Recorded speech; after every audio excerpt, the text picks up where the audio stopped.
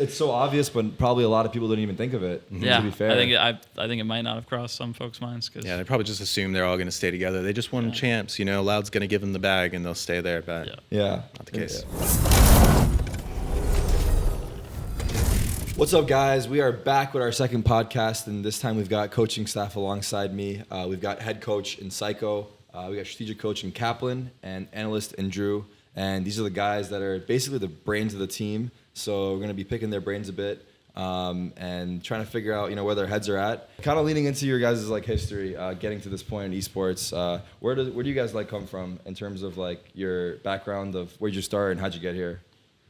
Yeah, so I started PC gaming when I was a real youngster, playing StarCraft, Warcraft 1 and 2 on the PC. And then I came across Counter-Strike Source when I got Half-Life 2.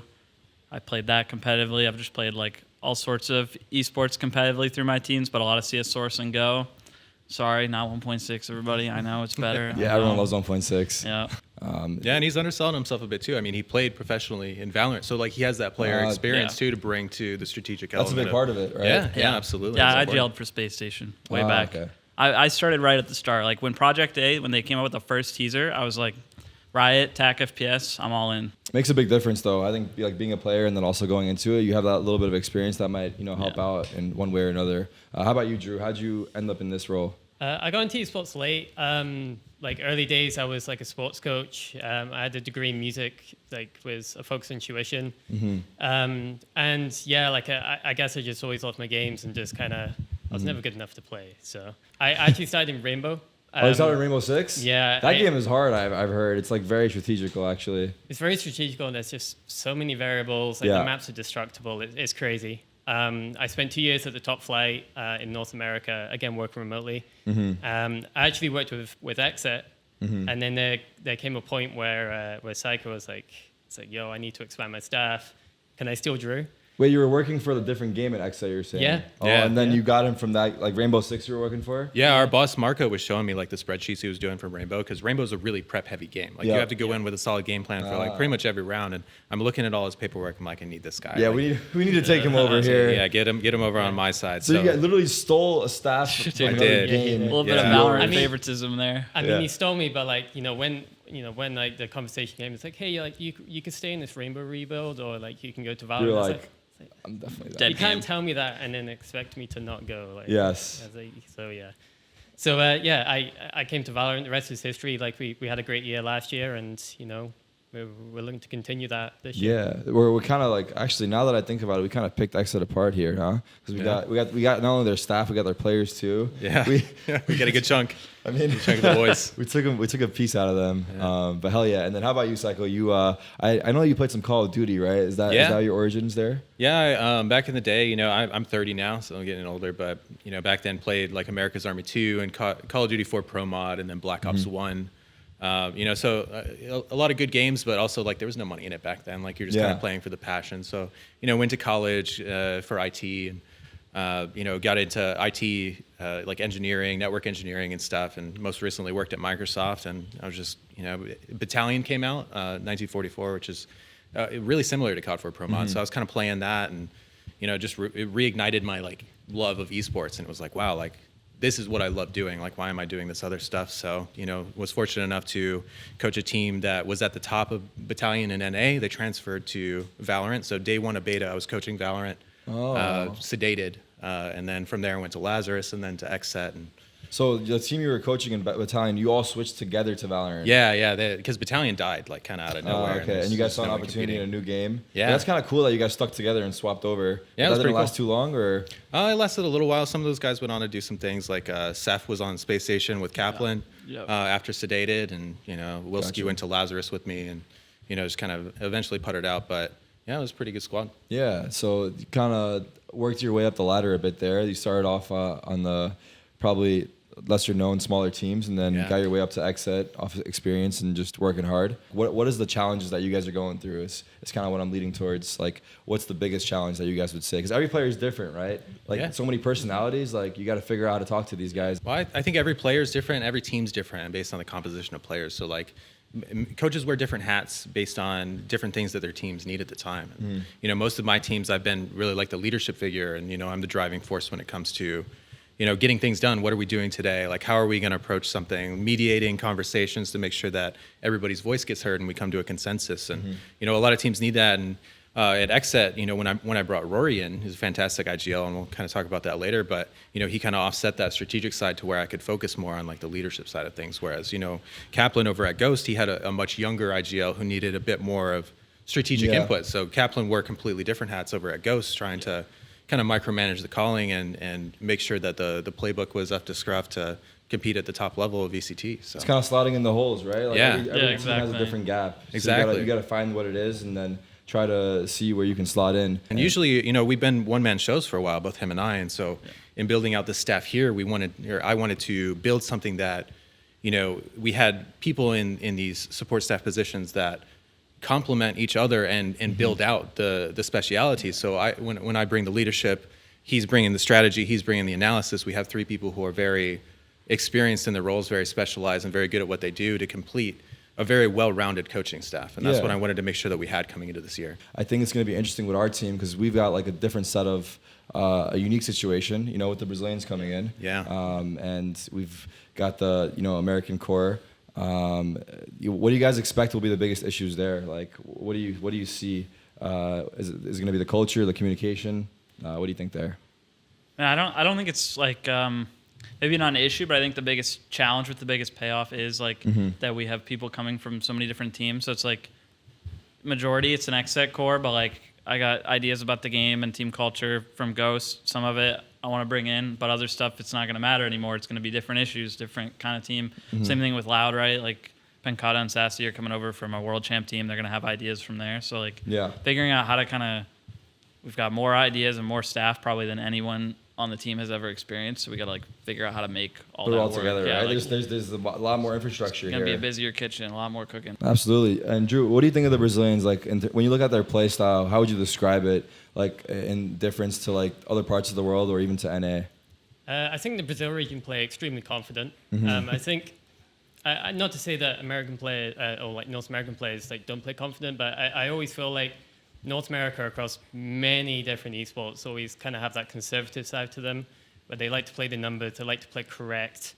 Whereas Brazil kind of have a bit more of a carefree attitude to it. Interesting, yeah. Which breeds a lot of confidence, especially in like Saucy and Vangada. Like you watch these guys, they play supportive roles, but they play with a lot of confidence, and you could tell that it just gives them the opportunity to take over games or take over rounds at any point, which makes the team extremely potent as well. If you have that from like top to bottom, from your duelist all the way to your smokes player, it's going to make you a dangerous team. Yeah, like no one is necessarily scared to make the move that could potentially win the match, and I think it's an important trait to have, but it's also dangerous in the sense that like it could very easily backfire, right? If you got your smokes player that's making an aggro play in the start of the round and he goes down, then that's a big piece that you lost. So yeah, I think finding that balance is going to be a big part of it too. And how do you think that's going to work? Like, is it just going to be like, hey, like we want you guys to play your game, but we have to draw a line somewhere? Yeah, I mean, I think we brought them in because they know what that balance is already, right? Like, obviously, they won the world championship. They did it through a combination of this aggressive play, but at the same time, knowing when to pull back, when to play it a little safer. So I think that these guys are very much on the same page of what we want in a system, and I think that slotting them in will be easier than expected when it comes to the gameplay. It's just going to be a matter of catching everybody up on the comm. I think a bigger question here is like, how did you guys even land on them? Like, how'd you find Saucy and Vangada? Like, isn't it? Because I feel like no one would have thought to reach out to the team that just won. Because why would they be breaking up for beginners?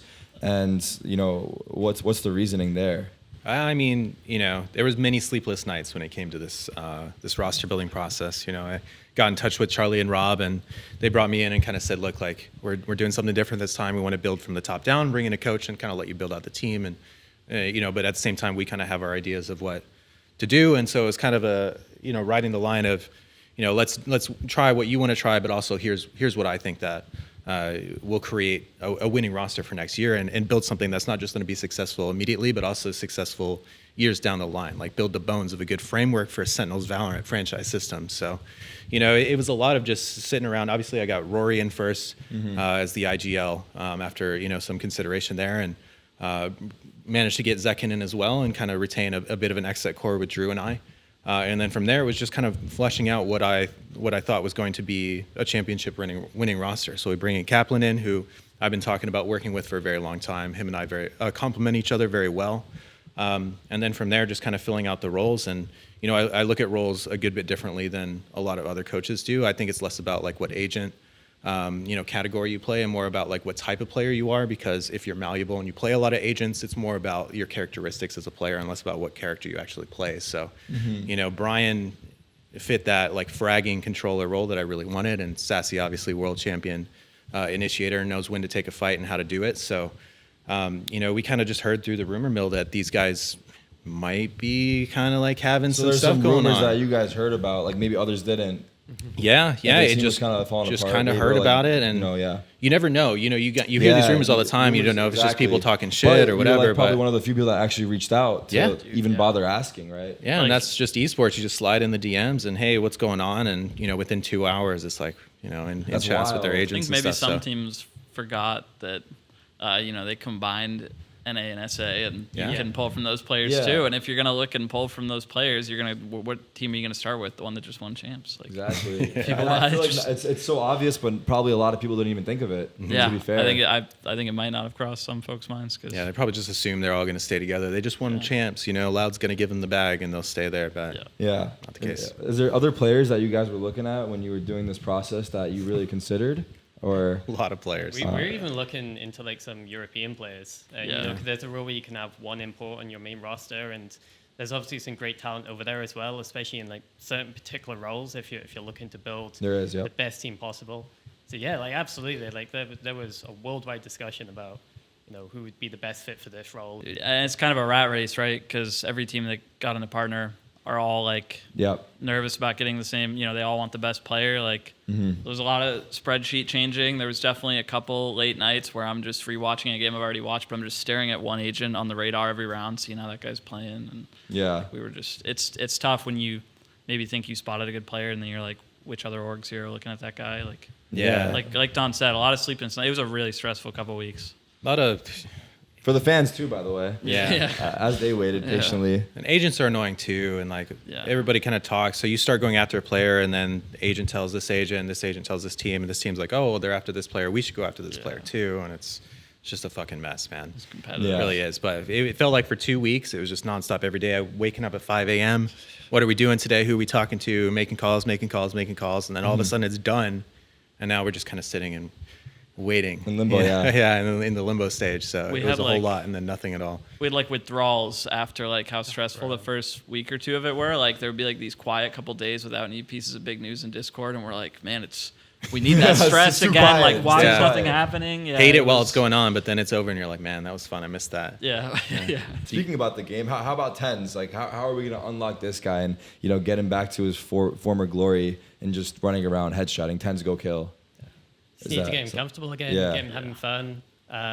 You just he needs to have complete trust in his roster, because you know the roster has trust in him. Yes. and he'll be back. It's simple as that. He's a big part of it, and I think, you know, he's playing with people that I think everyone gets along really well. That's probably a big part of like the team chemistry. Yeah, I definitely. Yeah, he seems like the kind of guy, pretty happy-go-lucky. Like if he's having fun, he's doing well. And you were kind of talking about it earlier, like these playmakers, aggressive players. How do you know when to like reel them in? And I think a lot of like X factor and playmaking and controlling it with a player comes from their trust in their team, right? Like if you get an insane player who's used to playing on teams where they're way better, like they think, oh, I need a carry to win this game. But I feel like I think they all have so much respect for each other that it like no player feels too much pressure to like carry Yeah. or is gonna like overextend too much. Like everybody knows that all their teammates are able to close that around, and I think that'll agree. help Tyson a lot. I think so too. I think having that confidence in your teammates, you don't have to run out there and just necessarily kill everybody. Yeah. You can,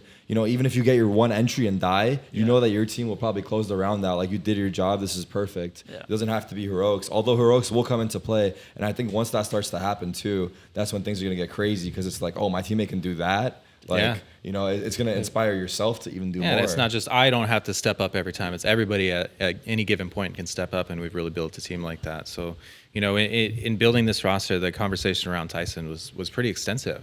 You know, like there was a lot of unknowns. Like, does he have the drive to compete? Is he still good enough to compete at that top level? And, you know, a lot of those concerns, for me at least, were assuaged when I had that conversation with him, and he said, look, coach, like I want to compete. I want to be at the top. I want to win. You know, I feel like with the proper roster around me and the right coaching staff, I can really achieve what I have left in the tank.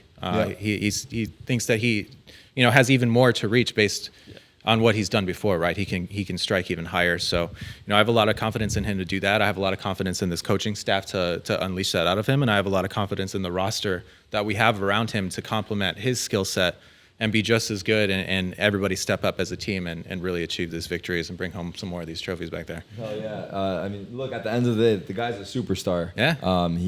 He could easily go and stream and do whatever, but he's making the choice to compete actively, and the fans want to see him pop off. I'm stoked to see like this team like come together, go to LAN, play in front of the crowd. Speaking of the crowd, we're going to Brazil soon, and we've obviously got the Brazilian pride and the players with us. Yeah. I feel like that's going to be a wild time. They've got a lot of support there, and Sentinels also. You know, they're on top of their meme game, so they're already starting to cook some stuff up and getting the fans there on board. What are your guys' thoughts on that event coming up? I think we're gonna have a lot of crowd support unless we have to play loud, and then it's gonna be wild. That would be such a hype match. That would be the most hype match, actually. God, That'd be the most fun match to watch. Probably the most viewed game in Valorant, actually. No joke. It would probably break charts. Yeah, the crowd would go wild. Yeah. We're excited to go to Brazil. I mean, you know, the response from Brazil was mixed. I think I was a bit naive in expecting like 100% positive feedback, but there was definitely some like, oh, you're stealing our players. But it's not that. It's the Americas League, right? We're an America's team. We recognize the talent of these players. They're incredible players. They're incredible human beings, and we want to bring them in and succeed alongside them. So I think that the Brazilian fans will be really excited to see them, you know, walking out onto the stage in Sao Paulo, and hopefully we can come out strong, do exceptionally well, and make those fans happy. Yeah, another part of it is also we're trying to connect with the Brazilian audience too. So hopefully they can see that and understand that we're trying to actively work towards getting their love and getting them on our side. Absolutely. Continuing on the conversation of the roster, another guy I want to talk a little bit about is Zekin. I feel like he's also a very interesting player. He's obviously very mechanically gifted, but he's the youngest guy on the team, right? He's 17, I think, and he's still in high school. Yeah. So that's one of the situations with him. How have you guys been balancing that and like him going to school and practicing with the guys, and how's it going to be next year? Because franchise is going to start before summer vacation, so he's not going to be graduated then. Yeah, I mean, I scouted Zekin starting when he was 15, got him on the roster when he was pretty freshly 16 back at XSET. So we've been working with him for quite a while. His parents are great, Zaida and Paul, amazing people. They're really supportive of his gaming career.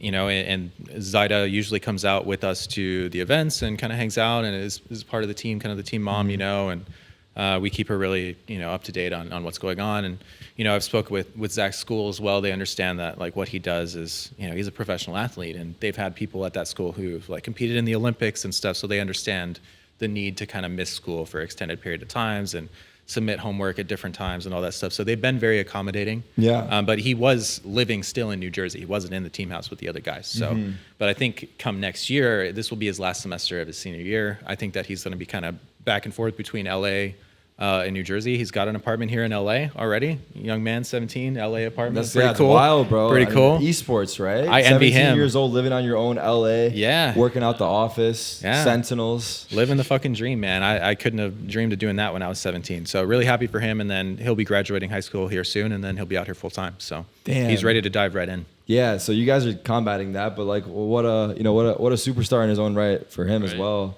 He's very mature as well. Like, I think the coolest thing about Zach, like so far working with him, is when we went to Masters 2 last year. And like, you know, the whole narrative with Exit was, you know, they got two young guys, you know, they're monsters online. Yep. How are they going to perform on LAN under the pressure?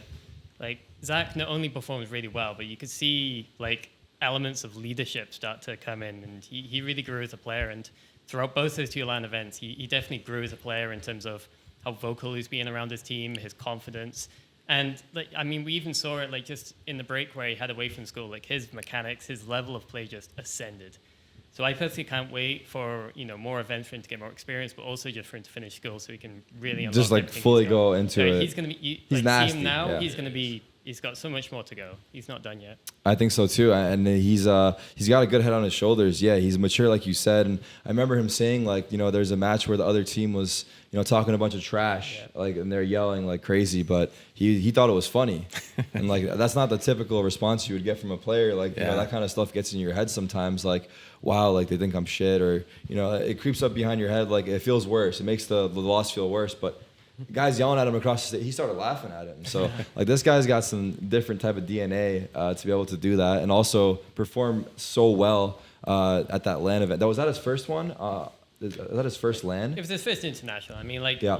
we were, we like the idea of going to like NSG, like LANs and stuff, just to get a bit of experience, get some extra match time in. Yeah. So it definitely wasn't his first First LAN, big stage, though. but Yeah, first, for definitely sure. his first big stage, first big pressure event, and he delivered. Yeah. He's an outstanding young man. He's very mature for his age. He's an A student. He's putting in 40 hours a week of school while 30 to 40 hours of Valorant, and somehow managing to balance it all while succeeding exceptionally at the top end of both. I don't know, man. I got dog shit grades and was hard stuck main. This Yeah. guy's on Sentinels. We're not the same. Oh my god. Yeah, and he started from silver, right? He's got the story there too. So like. Yeah, and he a lot of people look at these young kids and they're like, oh yeah, young like crack duelist, 17-year-old Jet player, like whatever. But that's not the case with Zach. Like, yeah, Zach's great on Jet and Neon and Raze, but he's a generational talent on every role. Like he can play Cypher, he can play Killjoy, he can play Sova just as well as any pro player, and it's just really outstanding to see. And like Drew said, some of that leadership is really starting to come out. And I think 5 years from now, he'll be, a top IGL in the franchise league. Low key, yeah. I think the fact that he can bounce around so easily is like wild too. I'm excited for him. Another guy we got on the team is Def, obviously the other brain of the team alongside you guys, which is our in-game leader. He's the captain that's kind of leading the troops in the server. Yeah. And what are your guys' thoughts on him and like his experience, Kaplan? What do you think? What do you see in him? Obviously, you haven't worked with him directly up until now, but coming from the outside, what do you see in him? I'm pumped, man. Like, he's obviously got a ton of experience in like fundamentals and like just every core part of IGLing and strategy from CS. He's obviously adapted to Valorant really well.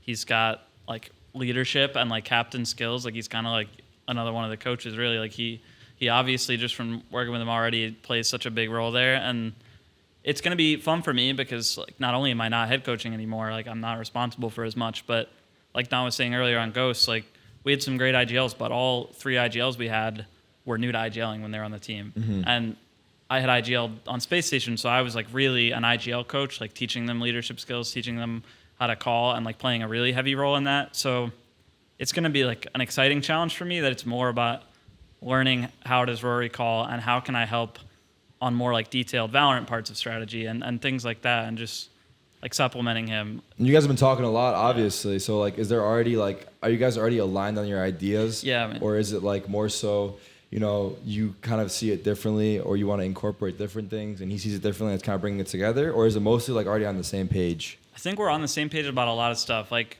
comps, like we've run similar comps between XSET and Ghosts. Like when we talk about comps and brainstorm, we like agree on a lot of things. We're both really focused on understanding Valorant from a map perspective. Like how does the map work? Like what map control is strong? How do the rotates work?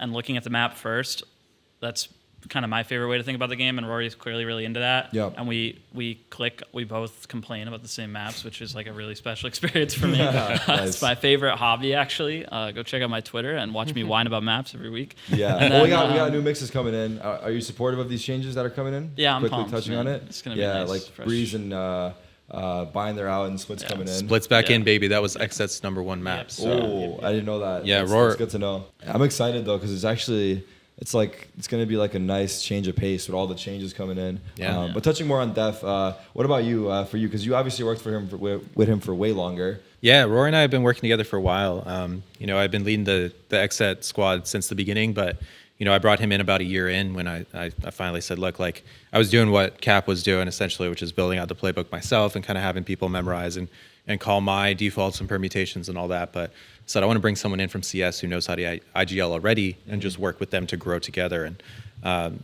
we trialed Rory about the same time as we trialed Zekin because we were trialing, well, maybe we'll just bring in another fragger, and ended up bringing them both in. But Rory and I clicked immediately. Like we complement each other very well in leadership, both in terms of like offsetting each other's strengths and weaknesses, but also seeing a lot of things the same way. And what you touched on is one of those things, which is openness. Like we need to be able to, if something's on your mind, we'd always prefer you to say it. And that's my strength, is getting that out of people and getting people to talk about what's on their mind while also mediating it and making sure it doesn't get too heated. Like we do want it to be somewhat heated. Like there were times in Poland in our boot camp for XSET where we're kind of getting into it about things, but like we want that because at the end of the day, everybody walks away feeling like they were heard and feeling like we at least came to a consensus on, if we see the situation or if we're going to play this map or whatever, this is what we all decided, that this is what we're going to try or this is what we're going to do. And it may not be everybody's favorite solution, but this is what we're agreeing and we're getting on the same page. And if that doesn't work, we'll try something later, you know?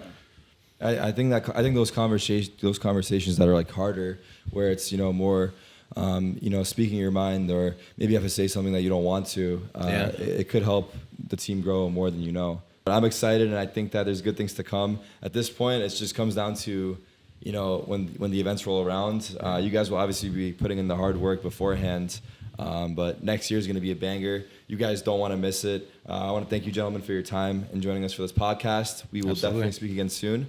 But for now, we'll see you guys later, Sen City, for the next podcast soon. Peace out.